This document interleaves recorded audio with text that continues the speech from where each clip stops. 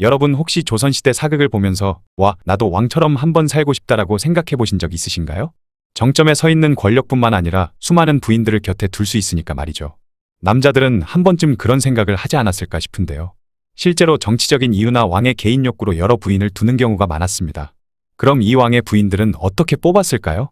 그리고 무엇보다도 그들은 왕이 되기 전이었던 어린 세자 시절 때에 이미 거의 혼인을 했었는데 과연 어떻게 신혼 첫날 밤을 보냈던 걸까요? 정말 궁금하지 않으신가요? 오늘은 이런 궁금증을 풀어드리기 위해 왕의 여자 오디션이라고 할 수 있는 간택령과 세자들의 첫날 밤에 대해 알아보도록 하겠습니다. 먼저 간택이라는 단어 많이들 들어보셨을 텐데요. 지금 들으면 뭔가 하늘이 정해준 것 같은 느낌이 들지만 사실 별거 없습니다. 그냥 왕실에서 특정한 기준을 정해두고 전국의 여자들을 대상으로 선별하는 게 다였죠. 그게 바로 간택이고 왕실에서 이를 공표하는 것을 간택령이라고 불렀습니다. 그런데 말이죠. 이 간택령은 한반도 내에서 유구한 역사와 전통으로 이어져 왔던 게 아니었는데요. 바로 태종 이방원이 홧김에 만들어버린 제도였었죠. 어느 날 태종이 자신의 딸 정신옹주를 시집 보내기 위해 고민하다가 이속이라는 사람에게 혼인 제안을 했습니다. 그런데 이 이속이란 양반이 정말 골 때리는 말을 하는데요. 어떻게 제 아들을 몸종의 딸에게 장가를 보내겠습니까? 제 아들은 이미 죽었습니다. 그런데 만약에 정혜옹주라면 살아있을 수도 있겠습니다. 이게 대체 무슨 얘기였을까요? 사실은 정신옹주의 어머니인 신빈신 씨가 원경왕후의 여종 출신이었습니다. 그래서 이속이 그렇게 무례한 말을 한 거죠.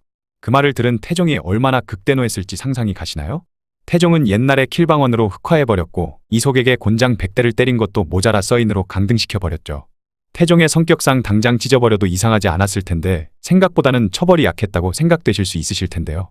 그런데 이게 다 영리한 태종의 계략이었습니다. 일부러 자신은 관대한 왕이라는 뉘앙스로 약한 처벌을 한 이후에 신하들의 상소를 유도하는 고도의 스킬이었던 거죠. 태종이 이속에게 약한 처벌을 내린 게 어떤 걸 의미하는지 눈치챈 신하들은 앞다퉈서 이속이 막말한 것은 대역죄와 같으니 더 크게 죄를 물어야 한다고 끊임없는 상소를 올렸습니다. 결국 태종은 신하들의 상소에 못 이기는 척하며 이속의 전 재산을 몰수하고 유배를 보내버렸죠. 그래도 태종의 화는 가라앉지 않았는데요. 그러자 또 쉴 새 없이 상소가 올라왔고 그제서야 이속을 노비로 만들어버린 후 그의 아들들이 평생 장가를 못 가도록 금혼령을 내려 대가 끊기게 만들어버렸죠. 이속의 막말 사건 이후 태종은 한 가지 아이디어를 생각하게 되었습니다. 어차피 조선 초기이고 나라의 기틀을 잡는 상황에서 자신이 만드는 게 곧 법이 되기 때문에 자신의 후손이자 왕의 후손들을 위해 간택령 제도를 만들게 되었죠. 자, 그럼 이 간택은 어떻게 진행되었을까요? 먼저 왕실에서 간택을 시작한다고 하면 전국에 혼인금지령이 내려졌습니다.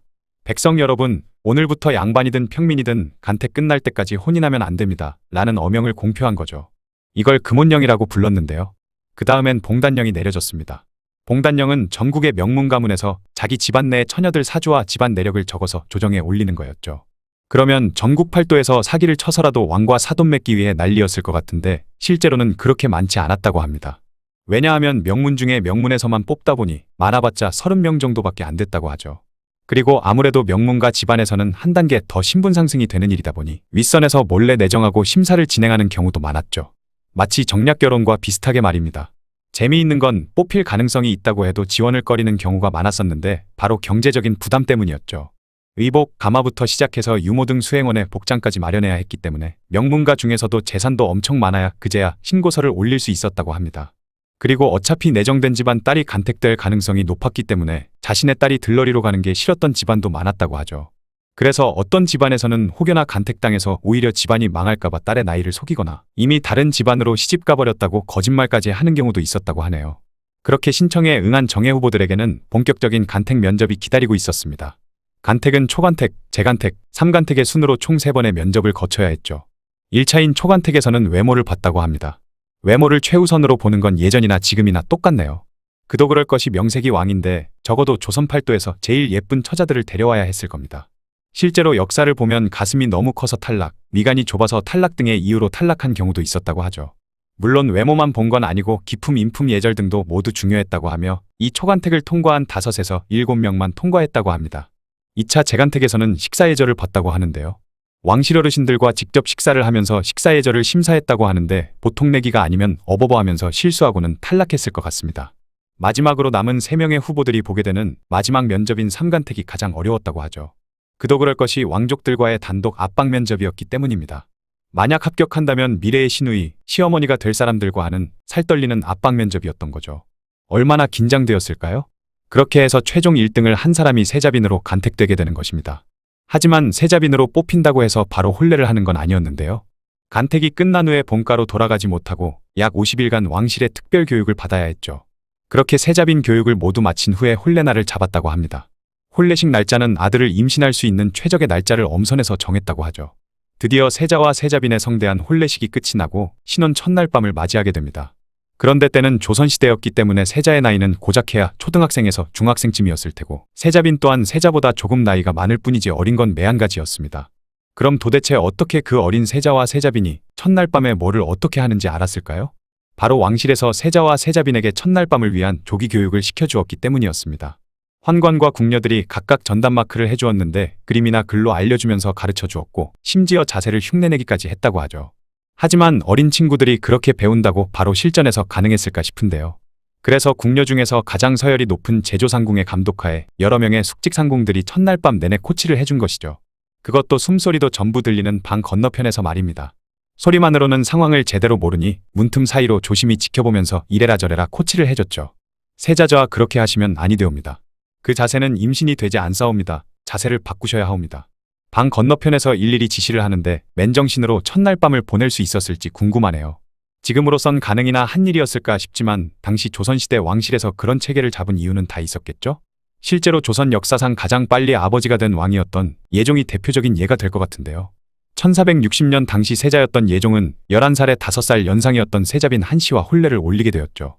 훗날 정순왕후가 되는 한씨는 16살에 임신한 후 다음 해에 장남 인성대군을 낳았습니다. 그렇게 예종은 고작 12살의 아버지가 된 것입니다.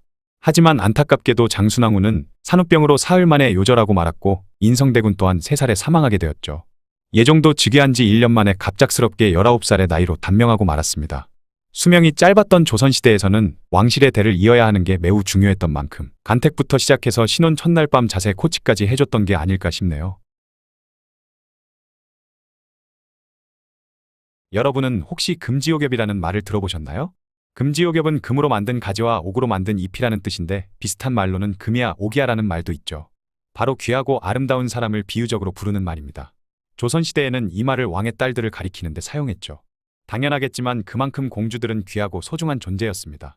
그런데 말이죠. 이 금지옥엽이라고 말할 정도로 귀하디 귀했을 공주들이 시집을 가게 되면 어떻게 살았을까요? 과연 금이야 옥이야 대접받으며 행복한 삶을 누렸을까요? 오늘은 조선시대 공주들의 시집살이에 대해 이야기해보려고 합니다. 조선시대에는 총 116명의 공주와 옹주가 있었는데요. 그 중에서 왕비의 딸인 공주가 38명, 후궁의 딸인 옹주가 78명이었죠. 어찌됐던 공주와 옹주는 모두 왕에게 있어 사랑스러운 딸들이었습니다. 그래서 공주와 옹주들은 어린 시절부터 특별한 대우를 받으며 자랐죠. 갓 태어난 후 한 달 정도만 왕비가 젖을 주고 그 뒤로는 유모가 전담으로 젖을 먹였는데요. 그리고 보모상궁이 아기 공주를 재우고 씻기면서 돌봐주었죠. 심지어 놀아주는 사람까지 따로 있었는데 그야말로 금지옥엽 대접을 받은 겁니다. 하지만 이런 화려한 삶도 잠시 공주들에게도 큰 변화의 시기가 찾아오게 되는데요. 그것은 바로 혼인이었죠. 보통 10살 전후로 혼인을 하게 되는데 이때부터 공주들의 삶은 크게 바뀌게 됩니다. 16살이 되면 궁을 나와 남편과 함께 살게 되는데 이를 출합이라고 불렀죠. 과거 조선시대라서 그렇지 지금으로 치면 초등학생, 중학생 나이대에 결혼을 하고 살던 집을 떠나야 했던 건데요. 그것도 생전 처음 본 남자와 말이죠. 그래도 공주 신분이니까 극진한 대우를 받으며 잘 살았을 것 같지만 안타깝게도 그 당시의 현실은 완전히 달랐습니다. 놀랍게도 공주들도 일반 백성들 못지않은 시집살이를 겪었다고 하죠.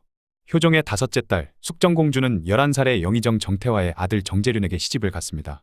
하지만 시아버지인 정태화가 문제였는데요. 그는 완벽한 사대부 스타일의 선비 중에 선비로 엄격한 유교 신봉자였었죠. 그렇다 보니 정태화는 숙정공주에게 엄청난 시집살이를 시켰다고 하는데요. 얼마나 심했냐면 숙정공주를 모시던 궁녀 한 명이 효종에게 직접 찾아가 이렇게 말했다고 합니다.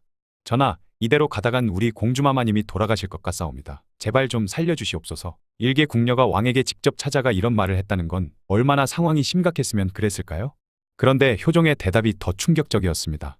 출가외인이라 어쩔 수 없구나. 아무리 왕의 딸이라도 시집을 가면 그 집안의 사람이 되는 거라 어쩔 수 없었던 거였죠. 천하의 왕도 어찌할 수 없는 게 조선시대의 시집살이였던 겁니다.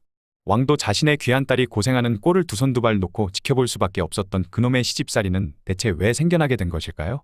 다들 예상되시겠지만 바로 그놈의 유교 때문이었죠.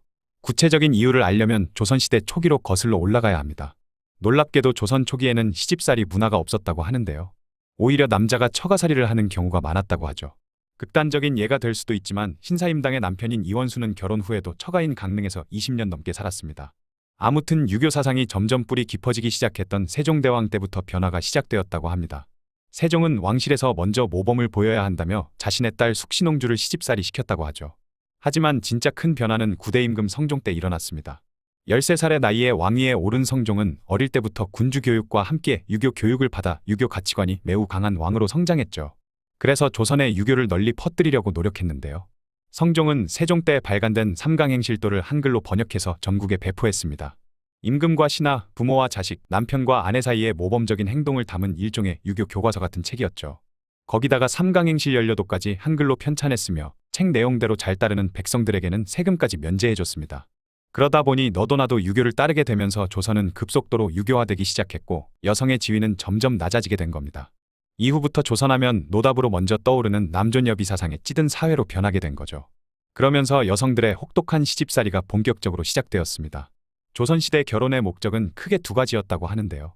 첫째, 아들을 낳아 대를 잇는 것. 둘째, 며느리에게 일을 시키고 시어머니를 편하게 해드려 효도하는 것. 그러다 보니 며느리가 아들을 낳지 못하면 무시당하기 일쑤였고 집안일 또한 모두 며느리의 몫이었죠. 지금도 집안일이 힘든데 그때는 어땠을까요? 물 한 바가지 떠오려면 집에서 멀리 떨어져 있는 우물에 가서 길어와야 하고 지금처럼 도정된 쌀을 보관하기 어려웠기 때문에 밥을 지으려면 쌀부터 찧어야 했을 텐데요. 뼈대 있는 양반 집에서 때국물 흐르는 옷을 입었다간 난리가 났을 테니 시도 때도 없이 잿물로 빨래했을 겁니다. 그나마 양반집 며느리가 저 정도이고 평민 집안의 며느리는 훨씬 더 혹독했다고 하는데요. 집안일은 기본에다가 밭일까지 더해져서 말 그대로 죽도록 노동만 해야 했죠. 그러다 보니 너무 힘들어서 과로로 죽는 사람도 많았다고 합니다. 더 암울했던 건 그렇게 힘든 와중에도 며느리들은 시어머니 눈치를 봐야 했습니다. 목소리가 크면 안 되고 경박하게 웃으면 안 되고 심지어 걷는 것까지 조심했어야 했죠. 특히 며느리들은 진짜 말조심했어야 했는데요. 조선시대에는 칠거지약이라고 아내를 내쫓을 수 있는 7가지 근거가 있었죠. 자식을 낳지 못하는 자, 질투를 하는 자처럼 지금 시대에서는 상상도 못할 내용들이 포함되어 있는데 말이 많으면 내쫓는다는 내용도 있기 때문에 벙어리 3년, 귀머거리 3년, 장님 3년이라는 말까지 생겨났을 정도였습니다. 그러다 보니 혹독한 시집살이에 시달리던 며느리들은 친정이 그리울 수밖에 없었을 겁니다. 안타깝게도 그녀들은 친정에 가는 것도 쉽지 않았죠. 1년에 단 하루, 그것도 추석에만 친정에 갈 수 있었다고 합니다. 그마저도 하루 안에 다녀올 수 있는 거리에 사는 며느리들만 가능했죠. 게다가 시어머니가 다녀오라고 허락해줘야지만 가능했는데 그마저도 허락 안 해주면 평생 동안 친정에는 갈 수 없었다고 합니다. 정말이지 조선시대는 어떤 나라였던 것일까요? 지금까지 아무리 조선의 공주로 태어났더라도 피할 수 없었던 혹독한 시집살이 이야기였습니다. 조선시대 왕비의 삶은 동화 속에 나오는 왕비처럼 화려하지 않았다고 합니다. 역대 조선의 왕비들은 엄격한 궁중에서 매일매일 비슷한 일상을 살아가며 왕을 내조하는 일을 맡아야 하는 동시에 후궁들과 신경전까지 벌여야만 했죠. 오늘은 이 조선의 왕비들에 대해 자세히 알아보겠습니다. 조선시대의 왕비가 되는 방법은 크게 3가지가 있었다고 하죠. 첫 번째는 세자빈 또는 왕실종친의 부인으로 간택이 되었다가 남편이 왕위에 오르면서 같이 왕비가 되는 경우고, 두 번째는 원래 있던 왕비가 죽거나 퇴출되었을 때 새로 들인 왕비를 계비라고 부르는데 이 계비로 간택이 되는 경우입니다. 그리고 세 번째는 원래 후궁이었던 사람이 왕비가 죽거나 쫓겨난 후 승진해서 왕비로 책봉이 되는 경우죠. 조선시대에 있었던 대부분의 왕비들은 계비를 제외하면 어린 시절 세자빈이나 대군의 부인이 되었다가 남편이 왕이 되면서 같이 왕비의 지위에 올랐다고 합니다. 처음 조선이 건국된 후 나라에 왕이 둘일 수는 없듯이 왕비도 한 명밖에 둘 수 없다는 성리학의 원리에 따라 한 명의 왕비만을 두다가 왕비가 죽거나 쫓겨났을 경우 다시 계비를 드릴 수 있는 일부일처제가 정착됐죠. 덕분에 여러 명의 왕후를 뒀던 고려시대에 비해 조선시대의 왕비는 상대적으로 지위가 올라갔다고 합니다. 왕비나 세자빈이 되려면 초간택과 재간택, 삼간택이라는 3번의 엄격한 심사 과정을 통과해야만 했죠. 원칙상으로는 양인 집안의 딸이면 누구든 간택의 대상자가 될 수 있었지만 왕비나 세자빈을 누구로 뽑을 것인가 하는 것은 정치적으로도 매우 중요한 문제였기 때문에 여러 세력이 미는 후보들 간의 치열한 경쟁이 벌어졌다고 합니다. 세도 정치가 판을 치는 조선 후기에 이르러서는 간택은 형식상 치르는 절차에 불과할 뿐이었고 실제로는 세도가의 딸들 중에서만 왕후가 간택되었다고 하죠. 왕실의 혼사는 중요한 국가의 대사로 취급되었기 때문에 간택이 진행되는 시기에는 조선 내에 있는 어떤 집안도 혼인을 할 수 없는 금혼령이 내려지는 것이 일반적이었다고 하네요. 그런 과정을 거쳐 왕비로 간택을 받게 되면 이제 교육을 받은 후 왕비로서의 의무를 시작해야 했는데 그 중에서도 가장 중요한 업무가 바로 내명부의 수장으로서 내명부를 관리하는 일과 대를 이을 아들을 낳는 일, 그리고 궁궐내에서 벌어지는 각종 행사들을 주관하는 일이었다고 합니다. 왕비는 후궁들과 궁녀들이 속해 있는 조직인 내명부의 수장으로서 위로는 왕실 어른들을 섬기고 아래로는 내명부의 여성들을 관리하면서 왕실의 권위를 지키고 궁중의 질서를 세울 의무가 있었습니다. 특히 내명부에 속한 사람들은 왕의 유모나 왕비의 어머니, 그리고 왕실 종친과 조정관료들의 부인 등이 속해 있는 외명부의 모범이 되어야 했기 때문에 매일 내명부 사람들을 관리하고 감독해야만 했죠. 그리고 왕비에게 주어진 의무 중 무엇보다도 가장 중요하게 여겨졌던 것이 바로 왕위를 이을 아들을 낳는 일이었습니다. 때문에 왕비의 임신과 출산은 왕실에서도 가장 큰 경사로 여겨졌죠. 왕비가 임신한 지 7개월이 지나면 산실청이라는 기관이 설치되고 정의품 이상의 고위관직자 중에서 아들을 많이 둔 사람을 골라 왕비의 출산을 주관하는 권초관으로 임명할 정도로 국가적인 차원에서 많은 관심을 쏟았다고 합니다. 하지만 막상 아이를 낳고 나면 이후 육아를 하는 과정에서는 왕비가 하는 일이 그리 많지 않았고 왕자를 전담하는 유모와 보모가 따로 배정되었다고 하네요. 궁궐내에서 가장 중요한 공간이 바로 외전과 내전이었는데, 외전은 왕이 공식적으로 신하들을 만나는 공간을 말하며 내전은 왕과 왕비가 치르는 공식 활동뿐만 아니라 일상적인 생활도 이루어지는 공간을 말합니다. 해마다 왕이 외전에서 문무백관을 거느리고 잔치를 하듯이 왕비도 내전에서 내명부와 외명부의 사람들을 거느리고 잔치를 베풀었다고 하죠. 그리고 세자를 책봉하거나 세자가 혼인을 하는 등 큰 행사가 있을 때에도 내명부와 외명부 사람들을 불러서 그들의 축하를 받고 잔치를 열었다고 합니다. 왕의 어머니인 대비를 위한 잔치인 풍정이나 노인을 공경하는 뜻에서 나이가 많은 여성들에게 양로연을 베풀기도 했는데, 양로연은 신분을 따지지 않고 노인을 공경하는 행사였기 때문에 신분이 낮은 천민들도 참가할 수 있었다고 하네요. 농업국가인 조선의 국왕들은 백성들에게 농사를 권장하기 위해 직접 밭을 가는 친경을 했다고 합니다. 그리고 왕비는 무명이나 명주의 직무를 짜는 길쌈을 권장하기 위해 직접 뽕잎을 따서 누에에게 뽕잎을 먹이고 이후 실을 뽑아내기까지 하는 친잡내를 했죠. 조선은 건국 초기부터 누에를 키워 고치를 만드는 양잠업을 발전시키기 위해 전국에 누에를 쳐서 실을 뽑는 잠실을 만들었는데, 백성들에게 모범을 보이기 위해 왕비가 직접 양잠업에 힘을 쓴 것입니다. 여기까지만 봐도 알 수 있듯 조선시대의 왕비들은 한나라의 국모로서 매일 고단한 하루를 보내야만 했죠. 뿐만 아니라 유교의 뿌리를 둔 국가의 왕족이다 보니 엄격한 위계 질서를 지켜야만 했기 때문에 남편인 왕은 물론 왕실 어른들의 뜻을 잘 따라야만 했고, 후궁들을 비롯한 아랫사람에 대한 질투를 하는 것 또한 금지되었습니다. 그리고 매일 먹고 자고 입는 모든 것을 할 때마다 궁궐의 엄격한 예의와 법도를 따라 주변 사람들에게 모범을 보여야만 했죠. 때로는 외척을 척결한다는 명분으로 친정 사람들이 목숨을 잃는 경우도 있었습니다. 태종의 비였던 원경왕후는 동생들을 잃어야만 했고, 세종의 비인 소원왕후는 아버지가 죽임을 당했죠. 중종의 첫 번째 부인 단경왕후 신씨는 중종 반정으로 인해 남편과 생이별을 당했으며, 숙종의 두 번째 부인 인현왕후 민씨는 폐위되는 수모를 당하기도 했습니다. 연산군의 부인 신씨와 광해군의 부인 유씨는 남편이 반정으로 왕위에서 쫓겨나면서 같이 폐위되었죠. 겉으로 보기에는 조선이라는 나라를 대표하는 여성으로서 가장 화려한 삶을 살았을 것만 같아 보이지만, 그 속을 자세히 들여다보면 왕실의 질서를 지키기 위해 그 누구보다 오랜 세월을 참고 견뎌야만 했던 사람들이 바로 왕비들이었다고 하네요. 한 가지 재밌는 사실은 역대 조선의 왕비들 중에는 이 시성을 가진 사람이 없었다는 것입니다. 성리학을 기본 이념으로 하는 나라이다 보니 왕실은 물론 사대부들도 동성동본 간에 혼인을 꺼려했기 때문이죠. 역대 조선의 왕비들 중 가장 오래 살았던 인물들은 단종의 부인인 정순왕후 송씨와 사도세자의 아내였던 해경궁 홍씨, 그리고 효명세자의 세자빈이었던 신정왕후 조씨로, 이들은 모두 82세의 나이로 세상을 떠났다고 합니다. 반면에 그녀들의 남편은 모두 젊은 나이에 죽음을 맞았죠.